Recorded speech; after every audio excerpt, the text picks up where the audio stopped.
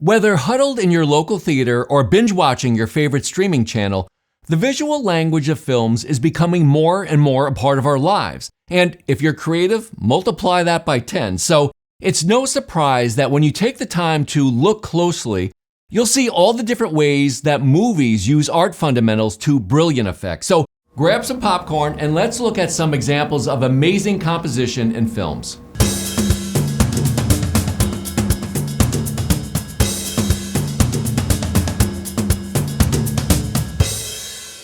Howdy everybody, I'm John Kenific, Old Man New Art, and welcome to my channel where we focus on your confidence, creativity, and career. For years, directors have been inspired by classic works of art to create some of their most iconic shots. But in this episode, I want to flip that and highlight some of the scenes from films that show examples of art fundamentals to inspire our work. So today we'll look into how movies, through the lens of shot composition, provide a world of options designed to spark our imagination and, more to the point, our art. But before we do, if you like this type of content and want to see more, it would be a big help to my channel if you could like, subscribe, and hit that notification bell so you don't miss another one. So let's dive right in and look at the first film composition highlight. Number 1, the rule of thirds. In Sofia Coppola's 2003 film, Lost in Translation, there's this poignant scene between the main characters where the rule of thirds is effectively employed to enhance the emotional impact. The film's characters, played by Bill Murray and Scarlett Johansson, share a heartfelt conversation during a quiet moment in a hotel bar. As you can see here, the composition frames their faces within the intersecting points of the grid, drawing attention to their expressions and the moment's intimacy. The surrounding negative space in the frame adds to this sense of isolation and introspection, highlighting the emotional connection between the characters. A different approach to the rule of thirds is Michael Gondry's 2004 Eternal Sunshine of the Spotless Mind. In a scene where Jim Carrey and Kate Winslet lie on a frozen lake, contemplating their complex relationship, the rule of thirds enhances this. As you can see here, the composition frames the two along the right vertical third of the screen, with the vast expanse of the frozen lake filling in the rest of the frame to the left. Looking deeper, we see that the composition accentuates the intimacy of the moment. It underscores the isolation of their struggles, and for artists, this makes it very plain to see that where you place the story point within your frame indicates where to find the subject in relation to its world. 2. Leading lines and movement. The breathtaking chase scene in Tom Tykwer's 1998 Run Lola Run is a prime example of how leading lines can infuse a sense of urgency and movement. The maze of streets in Berlin creates dynamic lines that guide the viewer through Lola's journey.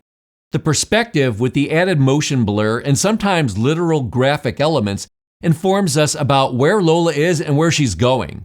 Seeing this, note how extreme perspective and environmental elements can accentuate motion and energy in your artwork. Another example, although very different in tone, is Charlie Chaplin's 1936 classic Modern Times. His use of leading lines in the final scene are both iconic and emotionally resonant. In the film's closing moments, Chaplin and Paulette Goddard are seen walking away into the distance. Now, the simplicity and the composition and the leading lines convey a profound sense of optimism for what lies ahead for the couple. And as you see here, the converging lines draw the viewer's eyes toward the character's destination, emphasizing the emotional weight of the moment. Modern Times is an example for artists to find inspiration and understand how leading lines can be used subtly yet powerfully to evoke emotions, narrative depth, and overall impact. Number 3, framing within framing. Through several scenes in Guillermo del Toro's 2006 Pan's Labyrinth, Ophelia is seen through framing within framing, as the environment continually forms a natural border around her, creating a sense of wonder and also encapsulating the magical realm. Del Toro's mastery of this technique creates an interesting contrast between the two worlds she lives in. We see the violence of her everyday life in gritty detail, as opposed to her magical existence found in the traditional Brothers Grimm-like framing within framing. Through this technique, we can draw inspiration from such scenes to add layers to our work. Number 4, symmetry and asymmetry.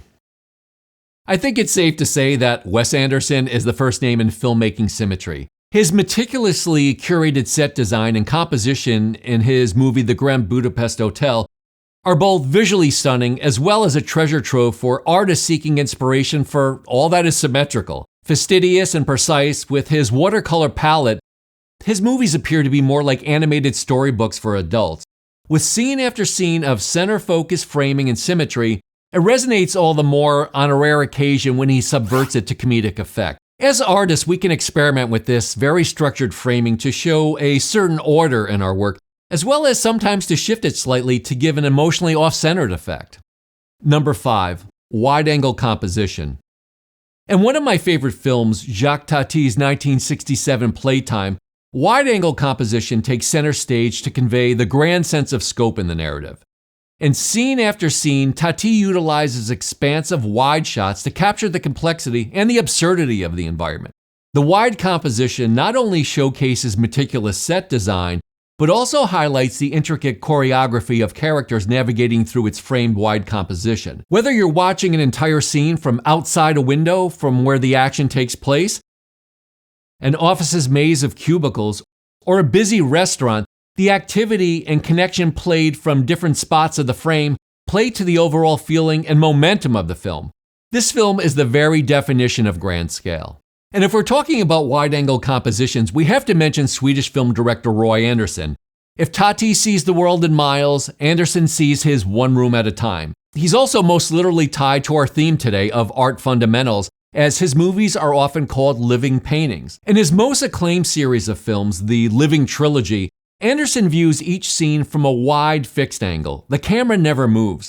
Like a window into a parade of living slice-of-life tableaus.